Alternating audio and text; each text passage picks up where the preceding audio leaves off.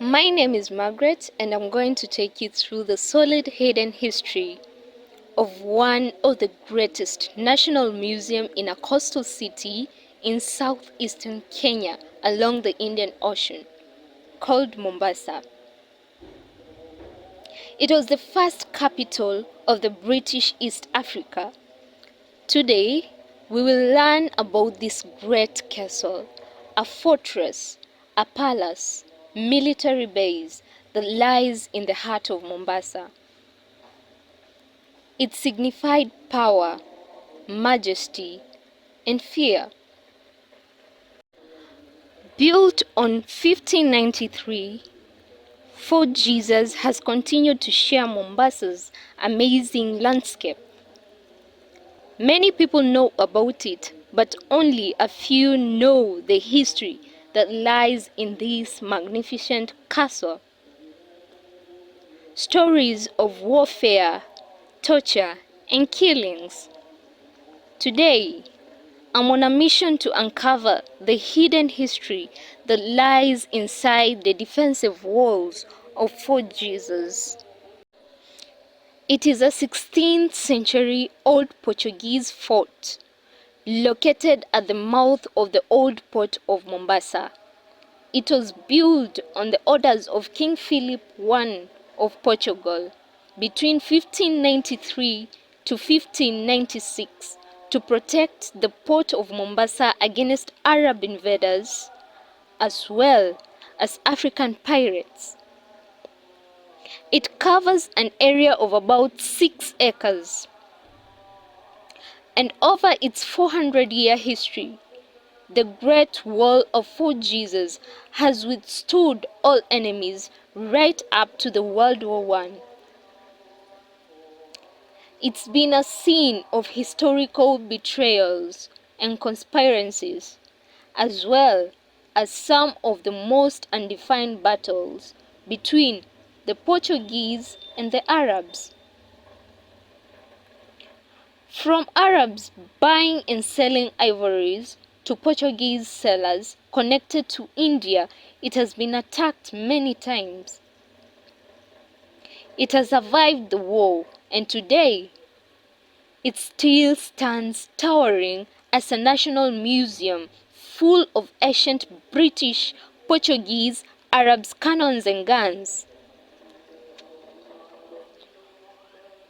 Fort Jesus is built on top of a coral ridge that extends east-west from the mouth of Mombasa Harbour. The medieval design of the fort emphasizes symmetry and a schematic resemblance to the human body, and its layout reflects the Portuguese fortification tactics.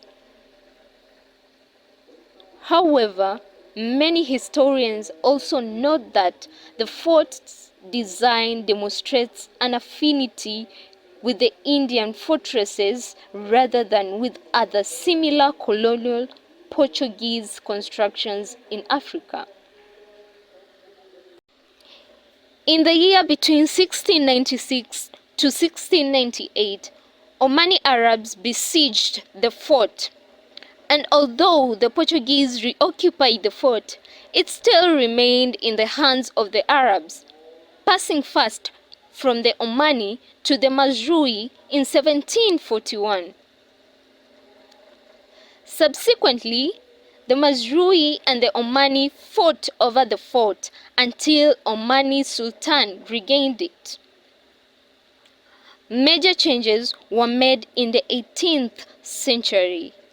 A guardroom door leading to the main court was blocked. A small wall that covers 76 feet and an open cistern that covers 56 feet and a washing place was added behind the great cistern. The portico behind the captain's house was converted into an audience hall. Over time, the barracks continued to be overcrowded, and the central courtyard space was filled with adobe structures for the soldiers and their dependents. The fort was mainly used as the barracks, and a small mosque was built against the wall of the guardroom. Later on, watchtowers were built. Their topology did resemble Portuguese torrents on their cavaliers.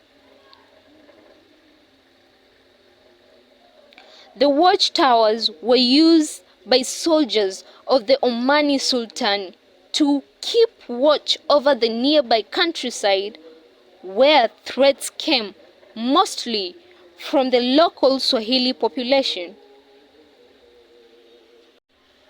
The rectangular sea projection comprises the eastern perimeter of the main court and holds the passage of the arches, the passage of the steps, the main part of the captain's house, the Mazrui house, and the ammunition store. The three arches in the passage of arches were built to support the weight of the captain's residence.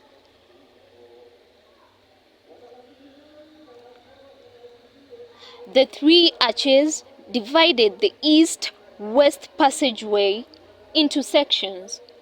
The middle longest section of the passage stood open to the sky, but later on covered when the captain's house was extended over to its south wall.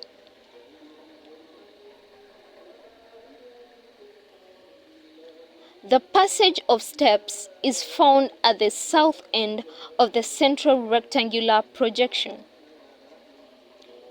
The passage was bounded on the south by the south wall of the rectangular projection and on the north by a plaster retaining wall that culminated in a rounded top.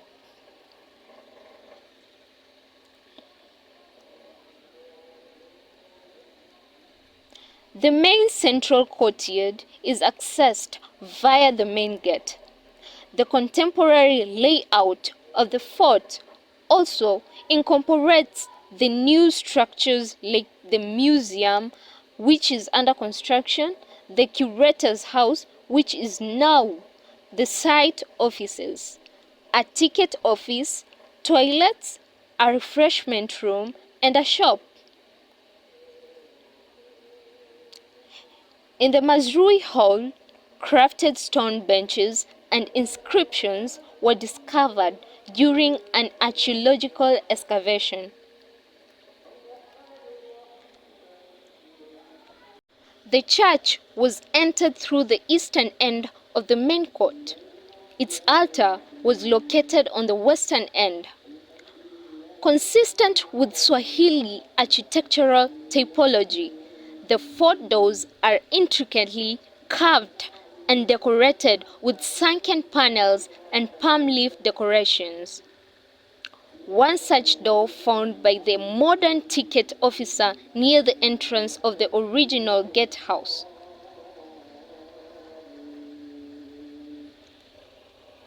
This double door has a swinging center post. 3 layers of wood make up its laminate structure, which add to its weight and strength. It is studded with rows of brass spikes, and a Quranic text appears above it. Its decorative carvings resemble those of most Arab Swahili doors in Mombasa, with geometric and foliate decorative motifs. Fort Jesus is a UNESCO World Heritage Site where sound and light shows with fireworks take place to bring this iconic historic site to life. Today, Old Town and the modern city of Mombasa is separated after the military strength and political power. Within the Fort Museum, displayed artifacts link the story of the Portuguese presence on the East African coast to the larger history of the region. The collection includes Chinese ceramics, Arab, Persian, and Portuguese origin. And this is the iconic history the Fort Jesus holds, and today it is a tourist attraction that inspires most with its natural design and artifacts. Stay tuned.